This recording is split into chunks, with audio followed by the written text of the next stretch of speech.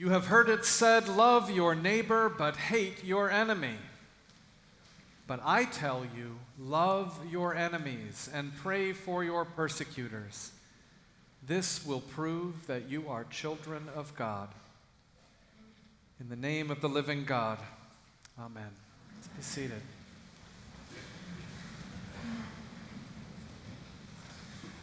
About a dozen years ago, I spent a week traveling around Rwanda.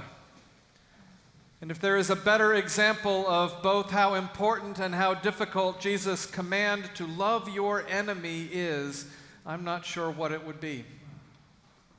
One afternoon, we were driving through Bugesera district, which had lost close to 70% of its population in the genocide.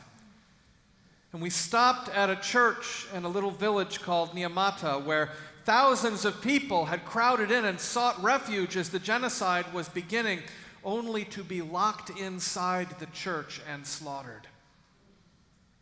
As I walked around the interior of the church and looked at the stone walls, I could still see the bloodstains where they had literally dashed infants' heads against the stone, just as in the psalm. I have never been so aware of the existence of evil. My heart shattered and my blood boiled. As I listened to the survivors over and over again, I heard two things continually held in tension. First, that where they had been was so horrible, they could absolutely never, ever go down that road again. They had to love their enemy, no matter how hard that was, because the alternative, meeting hate with hate, was a journey they knew led to nothing but death. And second, that even trying to love their enemy was hard. In fact, it was beyond hard. It was excruciating. Now, the new nation had made it illegal to identify yourself as Hutu or Tutsi, but everybody knew who was who. And as the Gacaca courts, Rwanda's version of truth and reconciliation, returned genocidaires to work alongside the survivors of their victims, the trauma, the anger, the pain of the genocide felt like it was born anew each day. And so, yes, they knew that there was only one road to travel. They knew there was, as Desmond Tutu says, no future without forgiveness. And yet, that knowledge didn't make it simple, and it didn't make it easy. Now, Rwanda is an extreme example, but an instructive one. There are differences in power among us, and they are toxic. Like the upper class Tutsi and the agrarian class Hutu, designations that were not natural but created by their Belgian colonizers, the differences are social constructs that separate us from one another, and they lie to us that we are not like one another and that we do not need one another. Soon we begin to develop community based on transactions rather than relationships, where the value in the other is how much they can produce for us rather than who we can be together, where we begin to see each other as objects to be manipulated and not fellow images of God to be loved, where we can be cast out if we are deemed no longer useful or good enough or pure enough. These differences in power among us can set us against each other. They can tempt us to exploit those differences and exploit one another. It's a tale as old as time. It is why the story of Cain and Abel is the very first story after the myth of the fall in Genesis.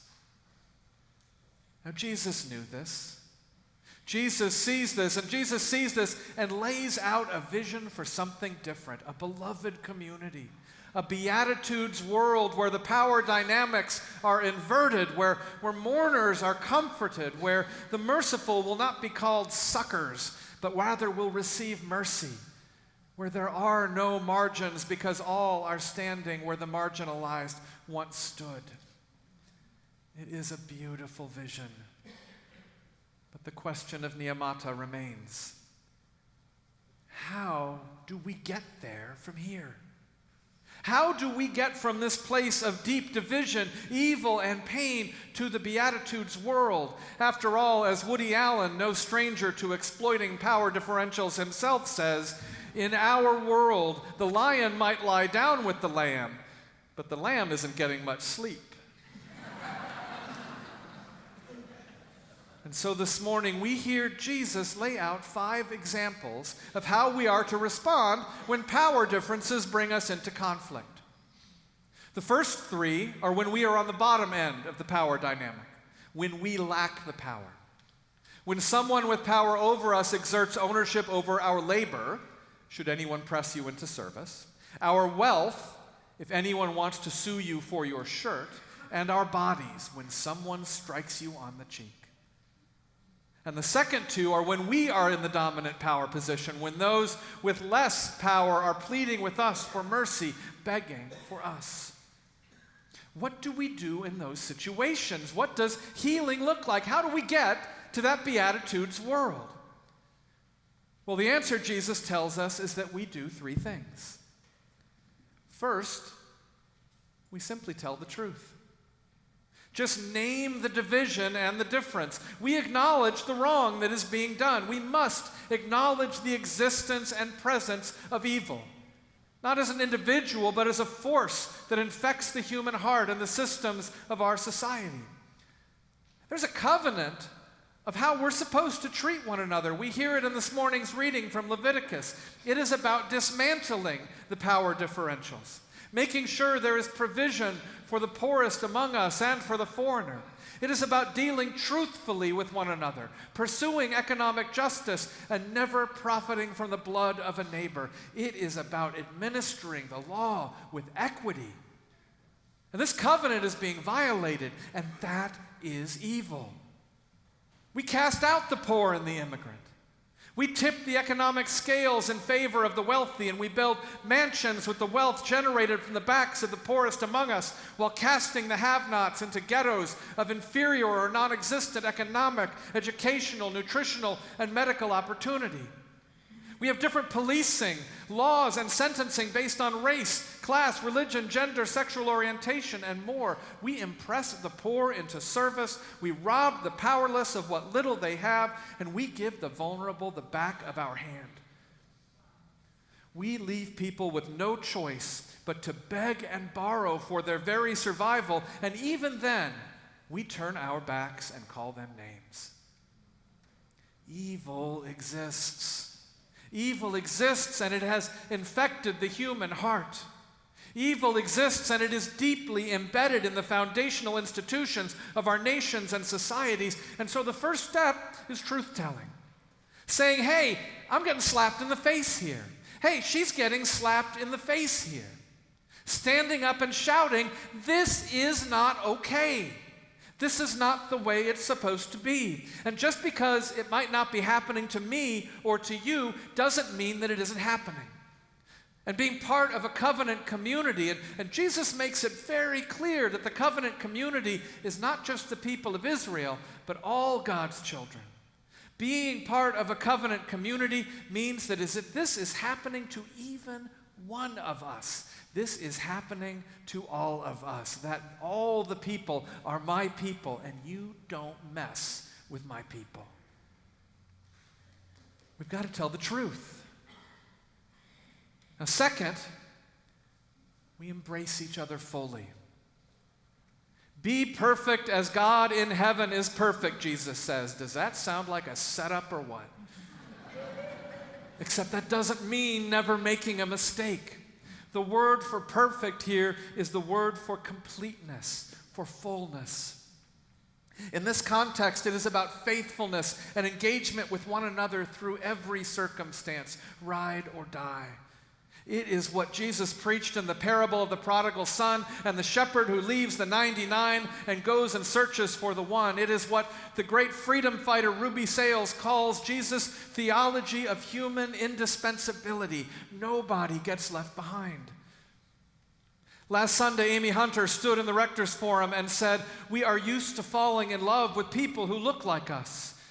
We are not used to falling in love with people who don't look like us. We have made the dehumanization of people necessary in order to have colonization. In order to justify our inhumane treatment of people, we have to make them less human. The only way these divisions are allowed to exist is because on some level we have convinced ourselves that some of us are less worthy, less lovable, less deserving, less human than others. If God is to create the blessed society through us, we not only have to name the divisions that exist, we have to become deeply entangled with one another across them. Amy talked about how our truth-telling must not be about calling people out, but calling people in. We have to look one another deeply in the eyes across these divisions and say, there is nothing you can do to make me love you less. Nothing. We have to view one another as indispensable. Finally, we got to go all in. In every one of Jesus' examples, there is a common theme. Don't hold anything back. We have to go all in. Walk the extra mile. Turn the other cheek. Give your cloak as well as your coat. Give whatever is begged. Turn your back on nobody. Evil is eradicated when hearts are turned. And going all in is the only way to convert each other's hearts. Where there is evil, injustice, and oppression, we must lean into it until the injustice becomes so unbearable to the heart of the oppressor. And when we are the oppressor, we must take all that we guard so jealously and fearfully and give it to those who lack as a way of assuring, yes, I love you more than these. We must love so radically and so deeply, entangling our lives together so profoundly that the pain being caused cannot help but break the hearts of those who are wielding the whip or the gun or the pen. We must put our wealth, our labor, and our very bodies on the line for the cause of justice and the blessed society of Jesus, because that is how change happens in our enemies, in ourselves, and in the world. And we know this to be true. The Civil Rights Act and the Voting Rights Act didn't happen until beautiful, courageous images of God were willing to put their bodies in front of Bull Connor's dogs and fire hoses and expose white America's common complicity in the dehumanizing injustice of Jim Crow. Apartheid did not fall as the official policy of the South African government until people all over the world said they would be willing to forego profits for the cause of justice. Until not just artists, but everyone saying, you can't buy me, I don't care what you pay. Don't ask me Sun City, because I ain't gonna play. The British government didn't stop its oppressive colonial rule of India until Gandhi and others orchestrated a nationwide general strike that showed that 100,000 English simply cannot control 350 million Indians if those Indians refuse to cooperate. How do we become the beloved community? How do we let God turn Bujasera into beatitude through us? By telling the truth, by engaging fully, and by going all in. It is the only way to break the cycle. There is no future without forgiveness. There is no life without love. All of these things are true, and it's not that simple. All of these things are true, and it's not that easy. All of these things are true, and because the core of this truth is that we can only do this together, that these commands of Jesus can only be lived communally and not just individually, there is another truth we need to tell, and that is this. This passage has been used to oppress. It has been used to keep colonized people in their chains. It has been used to keep the poorest among us in servitude to the richest among us. It has been used to keep women in abusive relationships, even unto death. And so when Jesus says, love your enemies and pray for those who persecute you, we must be very clear about what he is saying. Love here is agape, love in the social or moral sense. This is not romantic love or some notion of love as the absence of conflict. Agape is seeking the highest welfare of others, loving so much we will not rest until we are all fully living into our truest identity as images of our Creator. Allowing bullies to continue to bully, allowing abusers to continue to abuse, allowing oppressors to continue to oppress is not loving. Remember Jesus' words about perfection? About striving for that completeness to our lives, one that comes from loving God, loving neighbor, and loving self. That wholeness comes from recognizing that no human being is worthy of oppression or abuse. That the cycle of oppression and abuse keeps us from realizing God's dreams for us, and yet we cannot continue to demand that the abused and marginalized bear the primary responsibility for breaking this cycle. Because that's just another way of perpetuating the oppression. When Michael Brown was executed by the state on the streets of Ferguson and the people took to those streets to say no more, those of us who were white showed up because we refused to let our siblings of color who had been standing alone for far too long stand alone again. And like the young queer black women and gender nonconforming people who led us, we were committed to radical, militant, nonviolent love. And sometimes deep in the night, when the police began tapping their batons in unison against their shin guards, and we could feel that they were about to move on the crowd, a cry would go up, "John Brown!" And as my brother Osagefu Sekou says, that meant it was time for all the crazy white people to come up to the front. And so we went. We went not to meet hatred with hatred, but to stand between the police and the young people of color. And it wasn't because we were heroic. Those young people are.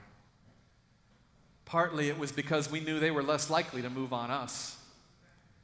But partly it was because we knew that those young people had been struck on their cheek enough. And that if there was a cheek to be turned, it was time for it to be ours. Truthfully, it was a relatively ordinary act of Christian discipleship, and I only share it because it is the final piece of how we break this cycle of violence and abuse. Yes, we must walk the extra mile. Yes, we must give our cloak as well as our coat. And yes, we must turn the other cheek, but we do it not individually, but together. And that means when Jesus says, "Give to those who beg from you and do not turn your back on those who want to borrow from you," if we are people of power and privilege, we are the ones who offer our labor, wealth, and even our bodies first for those who have been enslaved, robbed, and beaten. Because that is the last piece of the puzzle.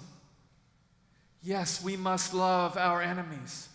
Yes, where there is evil, injustice, and oppression, we must not get sucked into the vortex of hatred, but lean into it until the injustice becomes unbearable to the heart of the oppressor.